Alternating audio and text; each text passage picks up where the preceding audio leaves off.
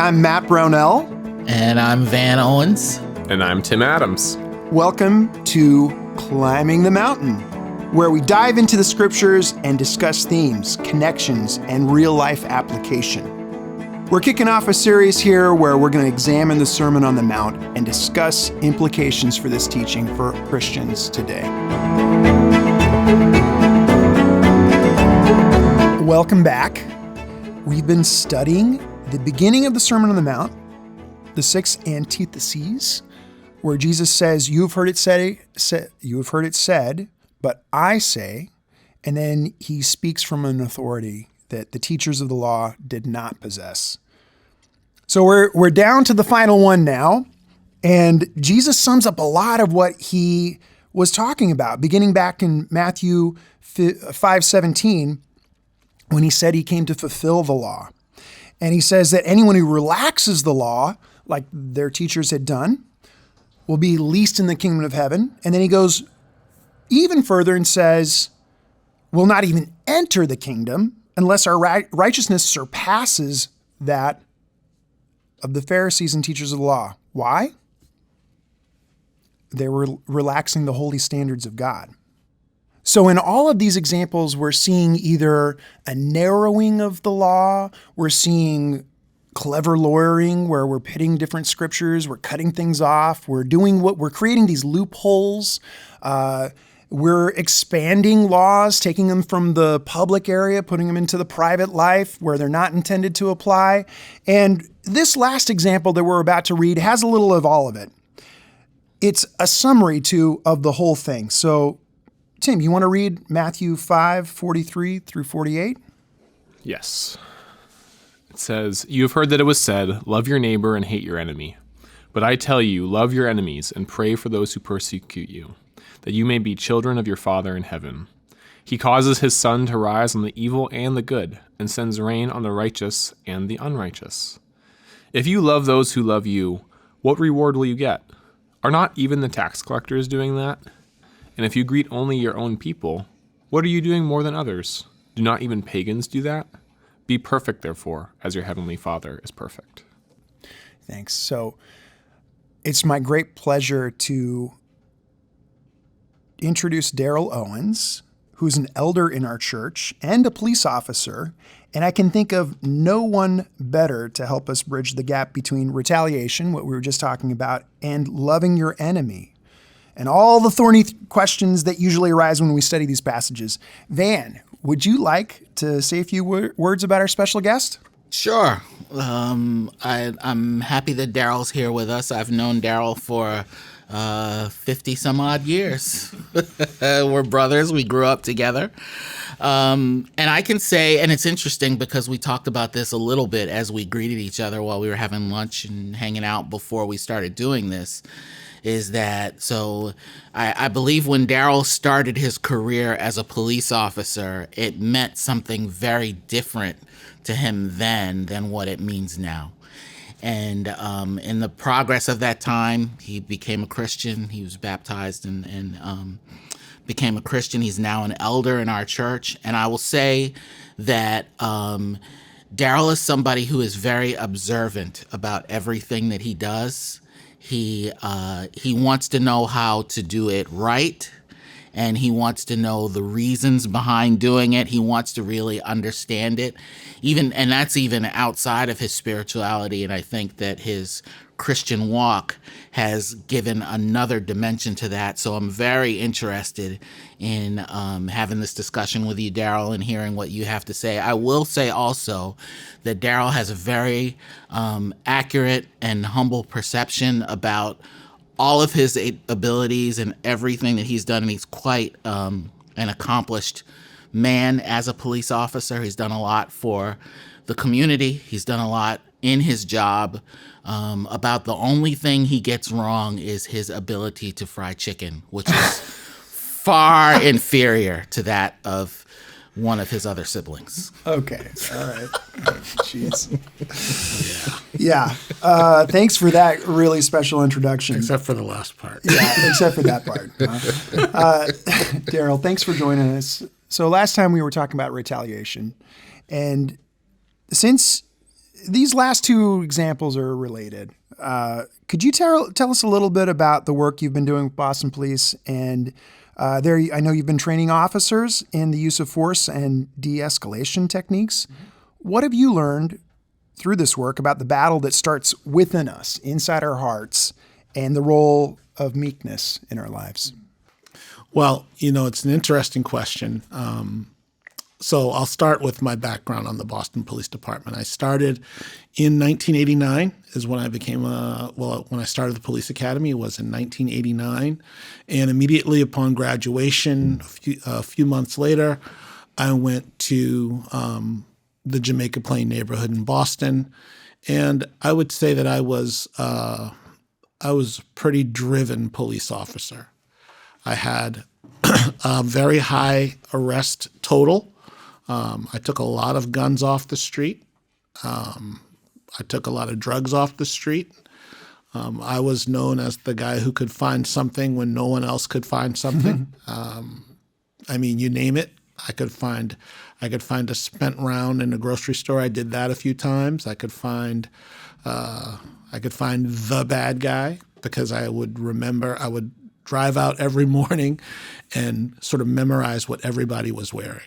Like all the players in my neighborhood, I would just look at them, memorize them. So when a description came out for them, I knew who it was, even if they had changed their clothes by the time we were looking for them. Wow. So, and that was great. And I feel like during those times, I had an interesting perspective on the job. I was very aggressive. I believed in being very aggressive. It was not theoretical for me. I just translated into go get bad guys, go get bad guys, go get bad guys. That's my job.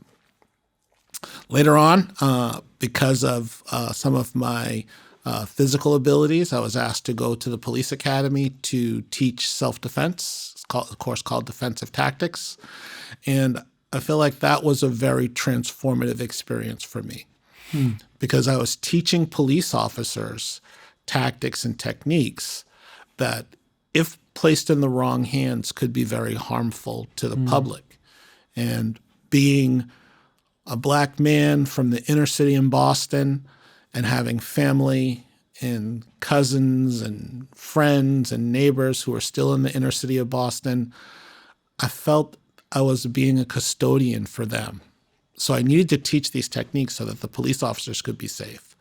But I needed to teach a responsibility to those techniques so that my family, friends, neighbors, and people who looked like me in Boston would be safe. So that's what I've done for the city of Boston. That's sort of the launch of me. There's so much more that I could take the whole time to talk about, but that's in the nutshell. And of course, in there, I became a disciple. I became a disciple right before I went to the police academy. So God basically snatched me off the street and put me in a teaching role. And wow. And how did that experience, becoming a Christian, change the way you viewed your job?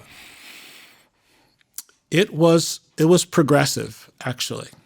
I remember I had a talk with a now very good, very long-time friend of mine, and we were driving back from a church event. This was very early. She's like, "That's so interesting that you're a cop.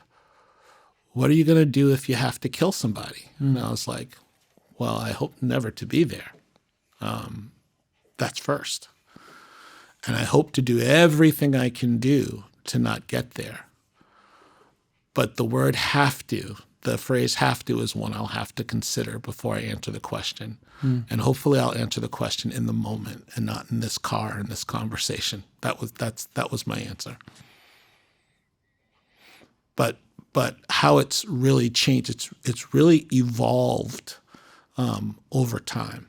And I have a lot of ideas from the world of de-escalation, and I have a lot of ideas that very much counteract with what the populace, with what the common person, with even some of my brothers and sisters in the church think about my job. And so there's just probably volumes of thoughts that I have because I have to sit with this every day.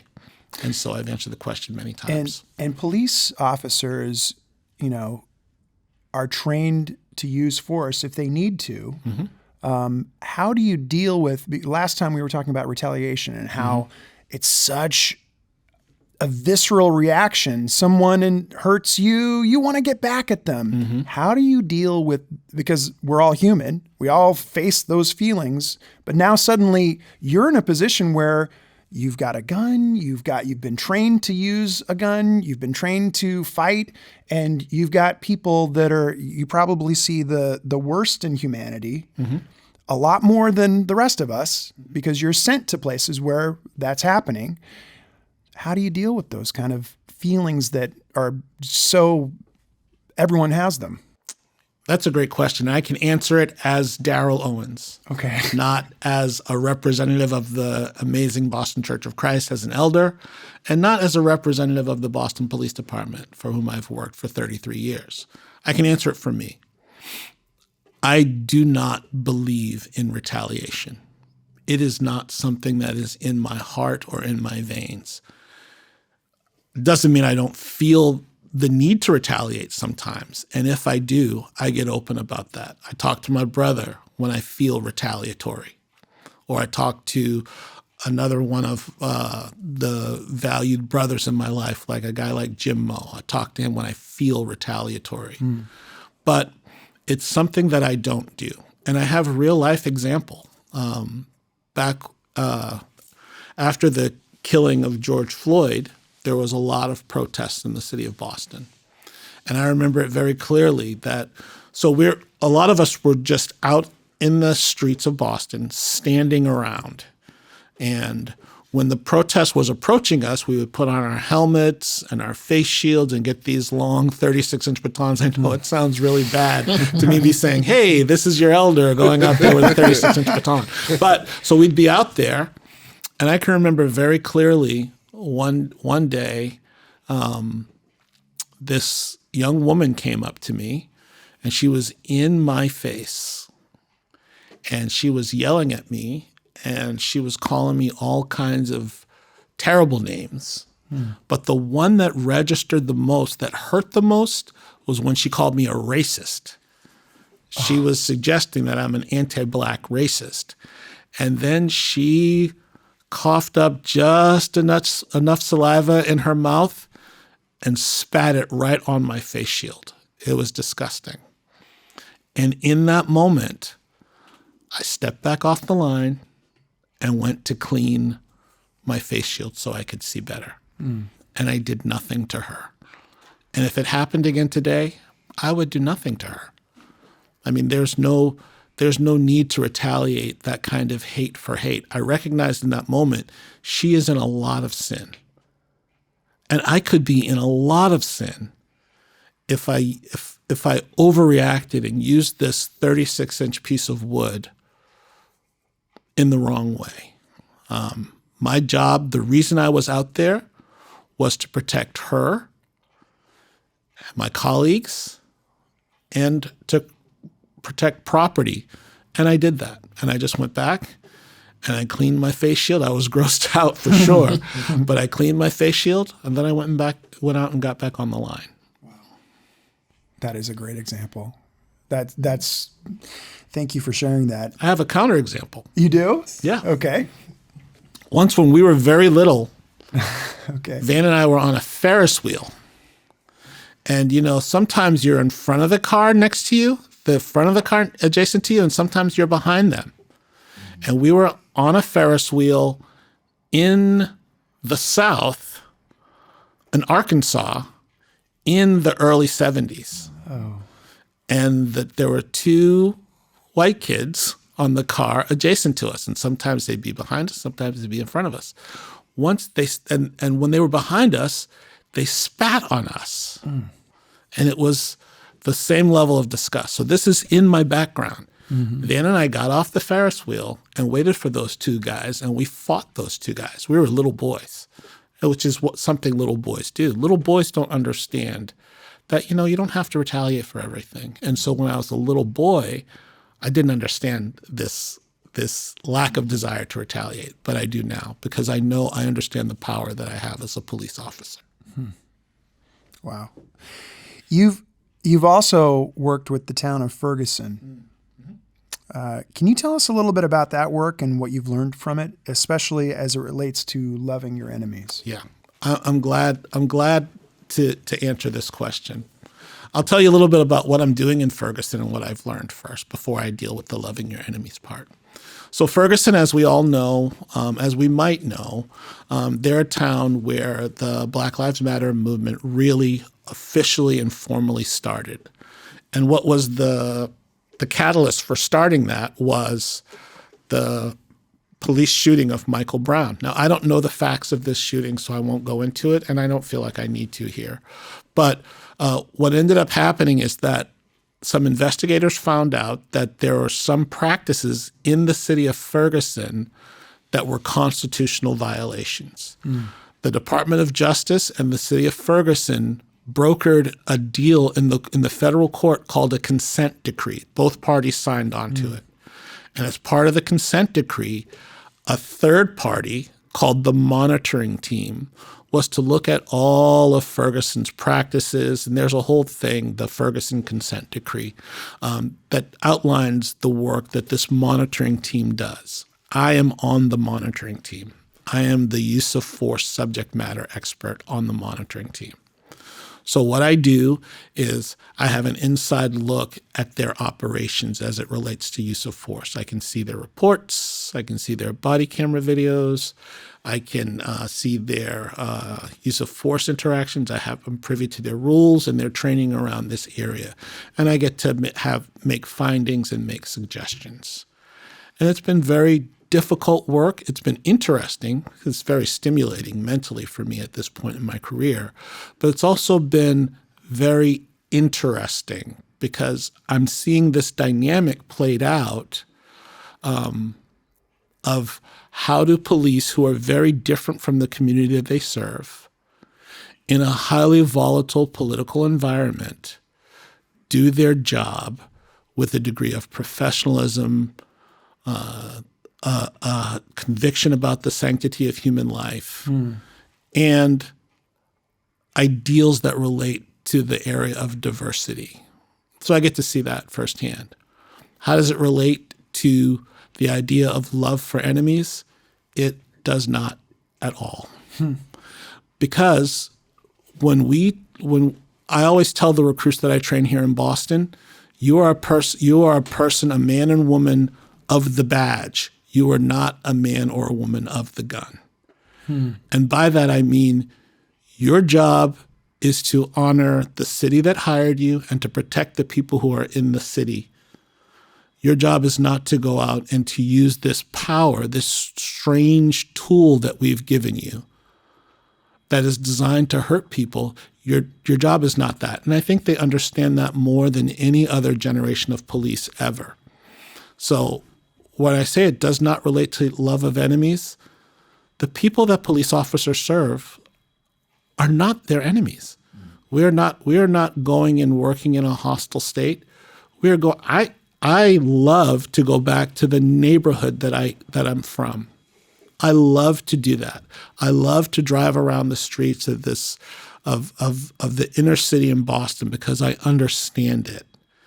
And I love those people.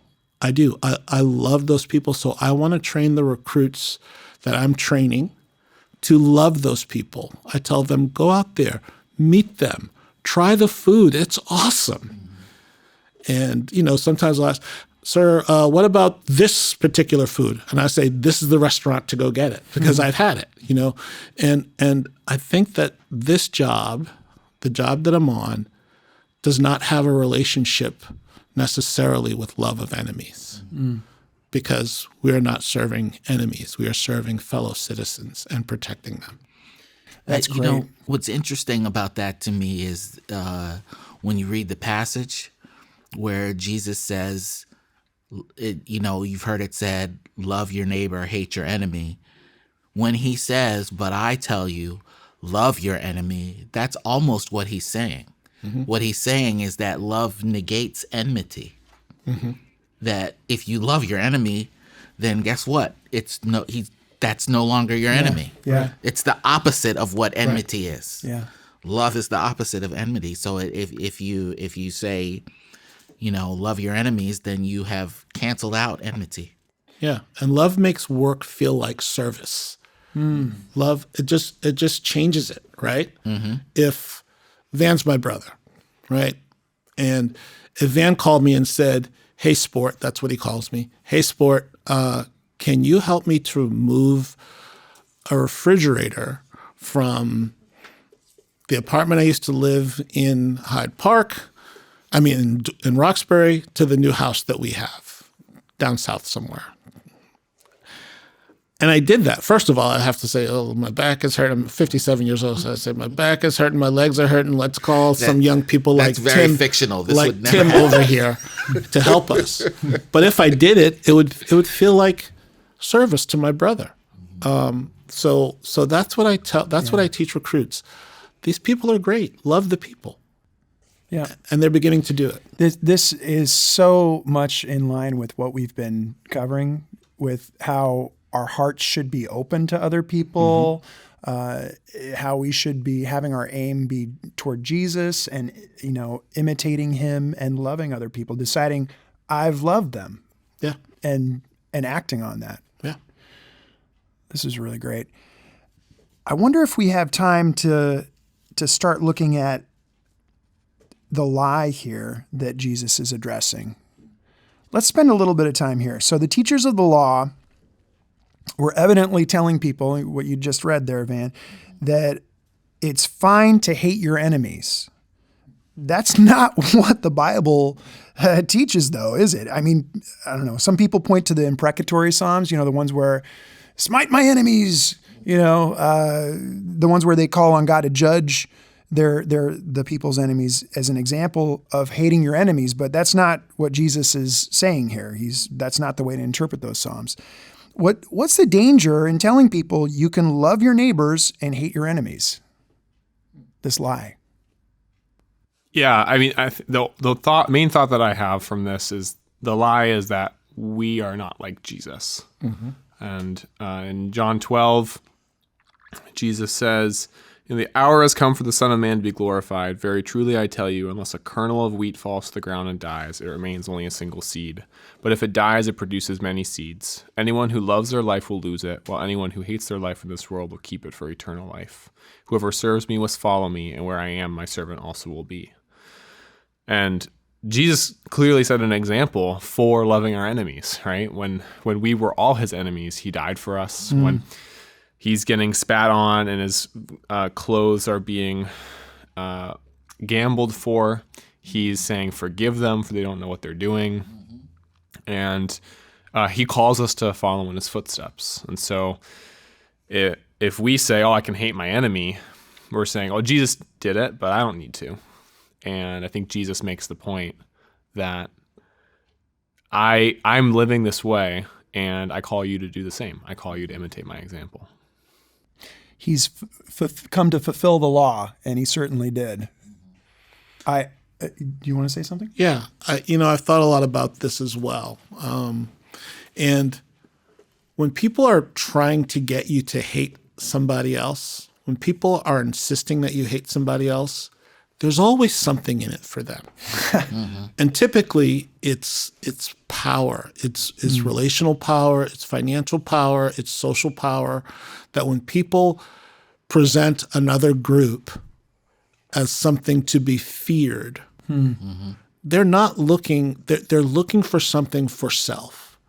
It's a very secular idea. It's very human, of course, because we're tribal, right? And the tribe gets stronger. People have this impression of tribes that they get stronger when their walls are stronger, when they have more fear, when all the arrows are pointed outward. So I think that the Pharisees here in this passage were being human beings and, of course, un-Christ-like. And they wanted the Jews to hate the occupying force because where would they turn? Oh, to the temple. Where would they turn? They would turn inward, and they would point all the arrows outward. And it might get the Pharisees to be cast in a more positive light if they had a common enemy. Oh, that's interesting. I hadn't thought about that. But you're right.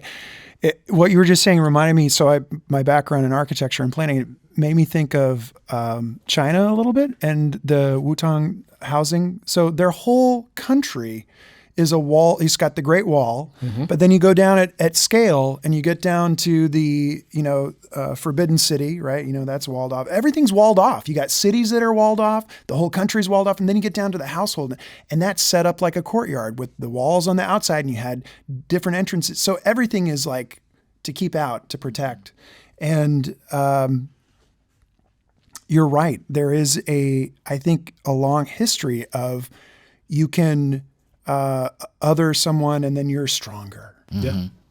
Yeah, I think that the problem with hating anybody is hate and love are both virulent. They're both contagious. C.S. Lewis calls Christianity the good infection.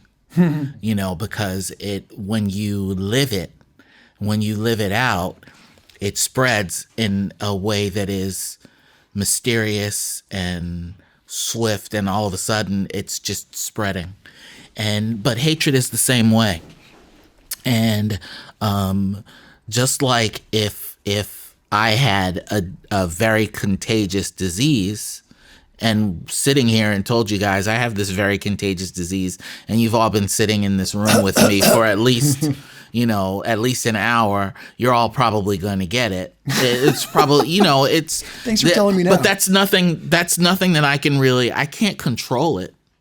I can't come into the room and say, I really hate Matt Brownell and I want to give him this disease that I have. Here, let's swap. Because I could do that, but then I might give it to Brian Fisher and Little Levi too. I love those guys because you can't control it. It's virulent. It's something that, and I agree with what you were saying, Daryl. It's something that when somebody wants you to hate somebody, there's something in it for them, and there is something behind it. When you hate somebody, there's always something behind it, but when you release it, there's no way to control it. Yeah. The same is true for love. When you love somebody, you don't want to contain that anyway. You can't contain it, or it's not love. And as soon as you let it out, it's not like you have a limited supply of it. It keeps coming out, and it just spreads. Yeah. I like what you were saying too earlier about about love. And then once you love someone, they're not your enemy anymore. When I was thinking about this, I thought about the Good Samaritan parable, because it feels like when you look at this statement that they were teaching, you can love your neighbor but hate your enemy. Well, the most natural question is to say, well, who's my neighbor? Who do I get to love? And it makes the law this real squishy thing, right? Where I can choose, well, that guy treated me like dirt. Nah, he's my enemy now. Right. And I can treat him like dirt too. And it just is the opposite. And Jesus totally upends all of that with the Good Samaritan, who for the guy who wanted to justify himself. Yeah. Who's my neighbor? It's the one who showed mercy. Wow. I can't believe how we've been talking. This is such an interesting topic. Let's have some more episodes on this one. Thank you, guys. Great. That's good. Thanks.